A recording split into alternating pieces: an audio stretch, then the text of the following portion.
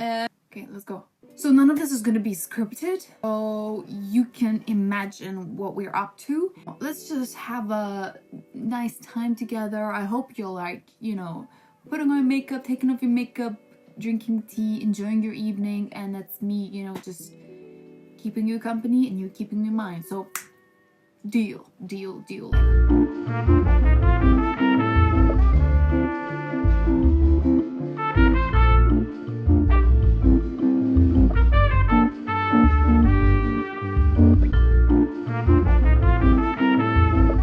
I focused for this song to be written on piano and making sure that it sounds good on piano, because that's the myth that I heard, and I thought, you know what, I gotta test this, right? So that's what I did, and the kind of like the overall like lingering aura basically that I had during the time was like Tiny Dancer vibe, like that aura of count the headlights on the highway.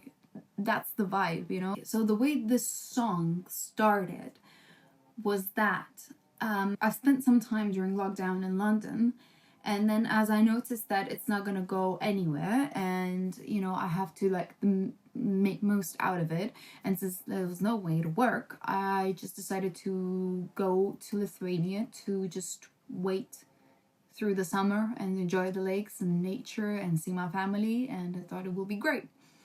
So I went there, and I ended up in the countryside, and I was working on this new song, and I actually started writing it in London because I still had my piano there, and when I got back here I was basically left with just a MIDI keyboard because I was surrounded by so much nature and so little of that superficial like simulation, like simulacrum outside of my world, where everything is just some like symbolizes something else, but it isn't that. And just being in the world of symbols and getting yourself removed from that and going into nature and seeing things for what they are, like made me question myself as well. So the fundamental question which everyone asks all the time, which is, I am, right? And so that's what I did. I started questioning myself because, you know what? There was this weird feeling, like you feel like, okay, I'm pretty much like, understanding what's up. I understand like who I am in the way. But then there was also a feeling of like pending reflection. I realized that, while living all this like pre-COVID, living all this kind of like a, intense life, it helped me to continuously postpone that there, like that feeling that there is this tiny part in your heart, soul, mind that is just kind of like scratching, saying, yo, you need to start paying attention. Or when are you gonna pay attention to me? And you're like, dude, it's fine. Look, I'm functioning. Like, there's no need to look at you. It's fine. But then because I was so removed from all the symbols and from all the simulation in a way, like, and I just got to see things for what they are, I was like, oh, okay, now that part is really like getting to me, right? And so, in those calm evenings when like there are no sirens going around, no Hackney disco, no nothing, you're just hearing, I don't know, frogs do whatever they do with their throats, and then you hear some cicadas or whatever, and it's just the time when you're like, oh, so now we're together, you and me, and that's really awkward. Sitting there with yourself, awkward. But thank God there was the music. It's a medium for which to explore this awkward encounter I'm having with myself. And so that little bit that kept asking me and nagging me, but like gently, not too much, not pushing too far. It was just asking me to finally, find time to answer the fundamental questions, to actually stop running around and face and finally put the dots on all E's. A's. I's. Depending on what language you are using. what I've discovered was very cliche thing, which I think we hear so many times and so many people are talking about this, and I'm just like literally sick of hearing that. But there is another thing, like, there's one thing of like thinking about it, understanding it, knowing it, and then there's another thing of feeling it. And that's the only thing that you actually need time for, to sit down and feel that thing going through you. And that's the cliche thing that we're talking about, is that yes, so many of us like kept, re-simulating who we are, rebuilding our identity so much, it's to such a degree that we forgot who we are. And as I said, we keep changing things like in locations, homes, partners. But the point is that, like, do we still remember that person, very cliche, but was the one that was unconditioned by all that crap that you're full of now? And that is the child, right, version. And that's when I remembered how amazingly weird I was. And like, no, but weird in the nicest way. When I came to England, everyone kept telling me that I am, what's that word? Quirky. I didn't even know that word existed back then. Like, what the, it even took me 2 years to Google the meaning of that word. I'm not going to be telling you about me as a child, because it's just like, boring and not interesting, and obviously all of us were super special kids, and it's cool. I think what's the most important in this analysis is that you gotta feel and reconnect with the potential that child carried, the actual, some sort of like a vital force, some sort of almost, unearthly powers that we had as kids. Maybe like not everyone can understand what I'm saying, because I'm realizing that I'm just going really, but I can't help myself, and I gotta say what I gotta say. But it was something more about maybe being more connected to the universe. I don't know what, God knows, maybe being less conditioned, maybe allowing being less concerned about what other people think. But there was something very precious in that child, and that very precious element which all of us gotta discover, because you can't point and just put into our limited language what that potential was encapsulated as. But I think it is important for all, like each of us, to answer that specific question, and as a result, then we will be able to complete the puzzle of our identity. I have this tendency to go off the tangent very often, so hope you don't mind that much. Just want to kind of finish up on that. After writing that song, I kind of started noticing so many people referencing that specific kind of relationship that they're either missing or just discovering right now between you and the inner child. So me going through this entire analysis and, coming back to the very old and classic truths and going back to the very cliche notion of how life is, I hope you understand that it's irony, right? All right, let's go.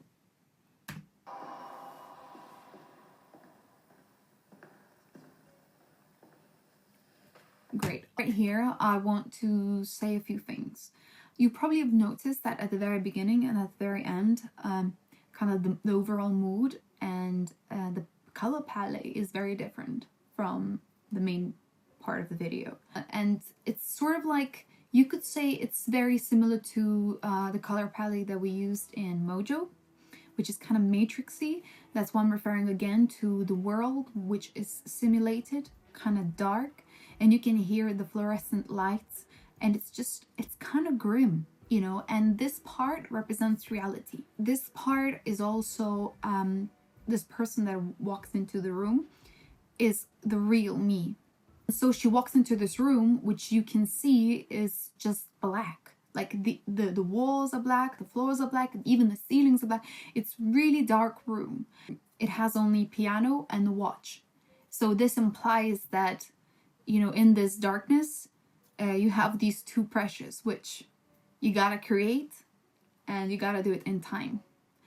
And then there's the scene that kind of zooms in, kind of hauntingly, and it's almost also like, I don't know if you've noticed, but the way it was shot so that it would almost feel like you are watching her from the distance. Kind of like, but like not in a like necessarily nice way watching. It's like she gets to feel like the presence of someone else like watching her. So there is like also additional pressures that that results from that. And same goes to when the camera starts zooming in. And so the clock spinning, it just shows that, you know, how much time it takes to just, you know, sit there and think of what's about to come out. Like, it's basically the creative anxiety. Let's proceed.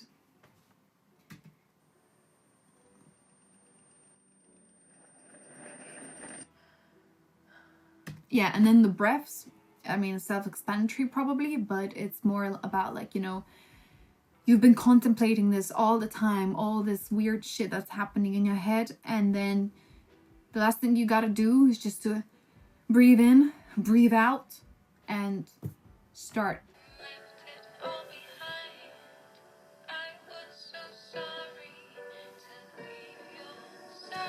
So probably now you understand that once she starts engaging with the creative powers, she ends up reconnecting with that inner child, the potential that I was talking about.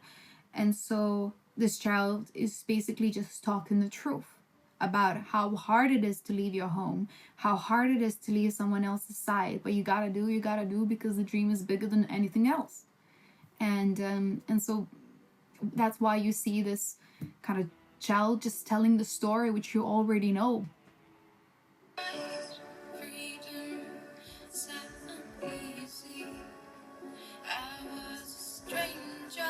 This child is kind of like a badass, because, and it is like each of us, our inner children, they are the biggest badasses there are, and that's why she is like that. And so I think she's done an amazing job at conveying that inner child that knows the shit, still gonna be always on your side, and if you need it and if you call it, it will be there.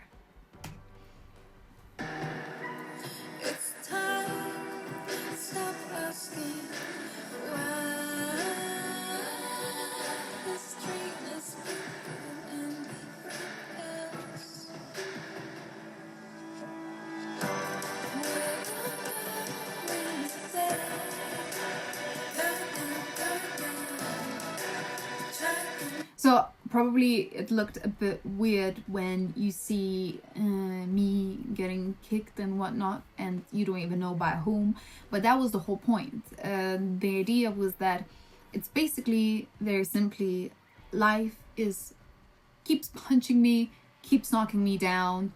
That child will always be there and will save you. You can see how the guitar turns to be very kind of like a dramatic and fatalistic, and so that's what happens. You see in the video as well that like finally the life kept punching and finally won by bringing me down, and then I just spent some time on the ground. Yeah, and you also have to understand that it, at least maybe it's not gonna be applicable to you, but because it's the song somewhat related to me, I can say that like it's also has much to do with always having to move places and always being a stranger. And basically it's a story of a immigrant, the word that we don't use as much, right? Because it's always immigrant, but like, yeah, I'm immigrant, and it comes with its own package, and usually it's quite heavy. So this one also kind of like touches upon that too.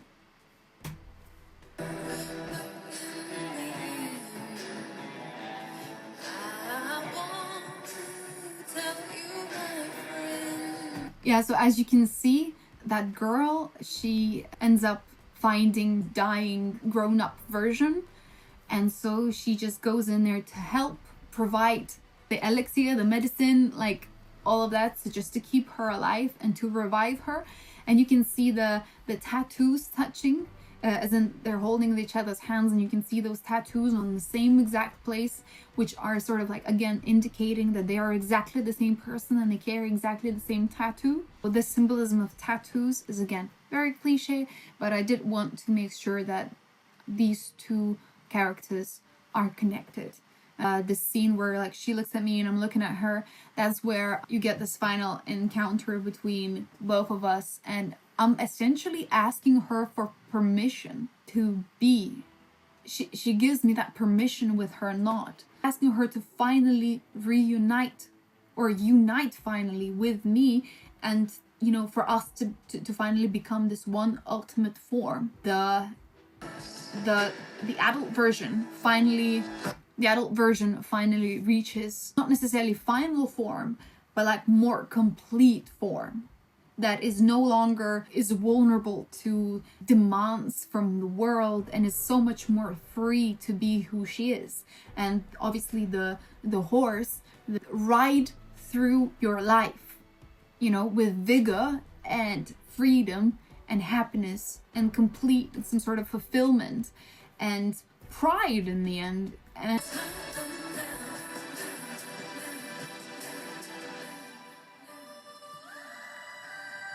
so yeah, and at the very end, you basically go back to reality. But you notice that in reality, that person that started playing the piano actually was the one that was saved by music, or their inner child, as they got the exact same tattoo as well. So all of these three girls, they're connected. The other thing which I forgot to mention was that at the very beginning, when the girl is playing the piano, you can see a phone, answered phone, and that is the one from Mojo. I don't know if you can remember. So I'm linking both of these videos too, because picking up the phone means that you're entering another alternative reality, and that's my thing. I really like to work around the simulation and possibility of multiverse and whatnot. And so this is my jam, and I specifically tried to make sure that this is still connected to my overall agenda. I guess I'll just end this because I don't know how the hell I'm gonna edit all of that. Thank you so much if you actually watched all the way through and listened to all of my ideas. Okay, that's it. I think I'm done for now, and see ya in my other endeavors.